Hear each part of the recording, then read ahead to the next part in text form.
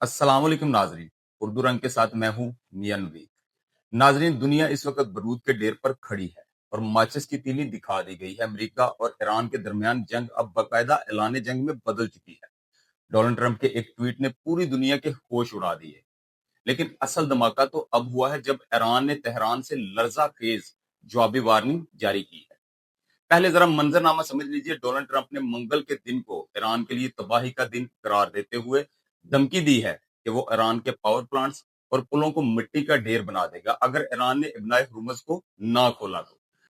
Trump के इस जुनूनी बयान पर खुद अमेरिका के अंदर चीखो पुकार मच गई है। वहां के सियासी लीडरान ने पुकारना शुरू कर दिया कि ट्रंप पागल हो चुका है, वो पूरी दुनिया को जहन्नम की आग में धकेल रहा है। लेकिन ईरान ने भी खामोशी का जोर तोड़ दिया है। ईरान अस्करी क्यादत ने दो टोक अल्फाज में कह दिया है, ट्रंप साहब, गिदड़ बकरियां किसी और को देना। ईरान ने बकायदा हदफ मुकर्रर कर दिया है। ईरान का कहना है कि अगर अमेरिका ने एक भी मिसाइल फायर किया या ईरान की सरहद को छूने की भी कोशिश की तो बिजली घरों को गुल कर देगा, तेल और गैस की तनसीबात को राख का ढेर बना देगा और मवासलाती निजाम, कम्युनिकेशन नेटवर्क ऐसा जाम होगा कि अमेरिका का राब्ता पूरी दुनिया से कट जाएगा।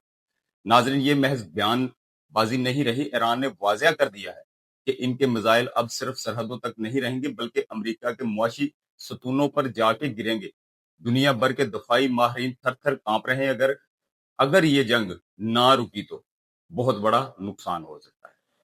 मिलते हैं अगली वीडियो में, तब तक के लिए अल्लाह हाफिज। पाकिस्तान जिंदाबाद।